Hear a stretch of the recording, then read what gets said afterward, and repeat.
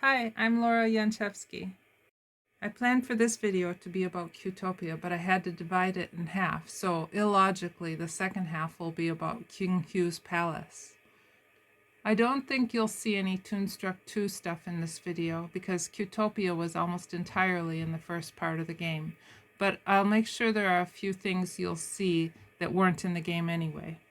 I'll start out with the tavern in Cuutopia because of this ridiculously long animation of Drew playing the organ.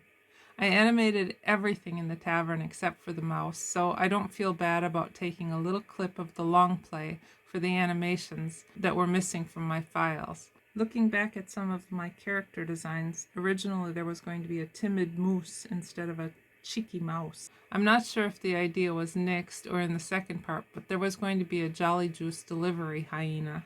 And this is Flux playing the organ, and Flux tripping the trap, and the cheese drinking. The phone in the tavern. A lot of different animations I had to make. Outside the tavern is the Cuutopia town where they use the hole in the ground to jump travel. Next is Misfit's costume shop. I just realized I had to do a lot of character animation for the game at the end, and I think that was either because the game changed and we didn't have the animations from Nelvana, or because they ran out of money and they wanted to do everything or the rest of the game in-house. When we were designing the game, at first it was suggested that Misfit would be a cockroach. And here's the arcade. I animated pretty much everything here. I remember that I called the little bears the butt wiggling Care Bears. More character animations in the arcade. I do believe I animated that news sign also, and it seems to me I animated some other things too, like the dollar signs above the cashier. Usually I was drawing the scene that was outside the door when I had to animate a door, so I don't know if this was actually my animation because that doesn't look like something I would do. Here are more of my character animations in the bakery. You can see the dough zips off the screen, and I took that animation from the animation house, and then I added the one where he zips to the foreground and makes the dough, and then he zips back in the same way. The Frog Me was a little bit of a ripoff of Michigan J. Frog from the Looney Tunes One Froggy Evening.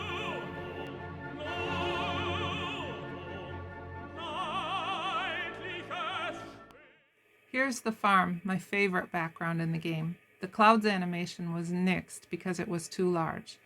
The morphing animation was fun to do. For that, they bought me a special morphing software, but all it really did was fade from one image to the other. So I animated the twisting of the briars and other things on top of the fade, which I think turned out far better. The little crows I animated, but I had no idea at that time how large the scarecrow would be, or I would have made them much bigger. Here's a little something I found in my files, and I scanned it in. It was a drawing of the background of the barn before it was painted, and you can see at the top it says "We are not Toonland," which means that they didn't have a name originally for the game. And here's John Pimpiano's character design for the scarecrow. Here's the barn. To animate the Churnatron, I had to cut it all out, and then I did a squash and stretch animation. These kind of animations were the cases where I'd use Photoshop. Otherwise, I used a program called Animator Pro by Autodesk. With Animator Pro, basically I had my left hand where I could use the hotkeys to flip the frames and select colors, and with my right hand I had to draw with the mouse. Back then, I don't think we had tablets to draw with. The barn turned evil scene is probably the one scene they could have left out, and then it could have been still playable for kids. I suppose there are some things that are a little questionable, but this one just made it impossible, I think. And I found a photocopy also of John Pimpiano's Good and Bad Cow character designs for the barn. The evil squirrel in the meadow was a pretty funny puzzle, with all the items you had to combine in the inventory.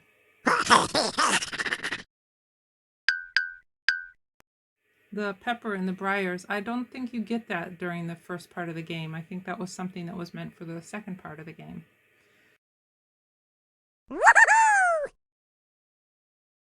a lot of these animations were just one frame, so I stretched them out for you so you could see them. But I suppose you've seen them already the way that they used it in the programming in the game. With the morphing software, I remember that it would fade and move. I would actually plot points that would be moved down. And I'll end this on Fluffy Fluffy Bun Bun in the meadow with a couple animations that I made. Yes, leave us now! The borscht is ruined!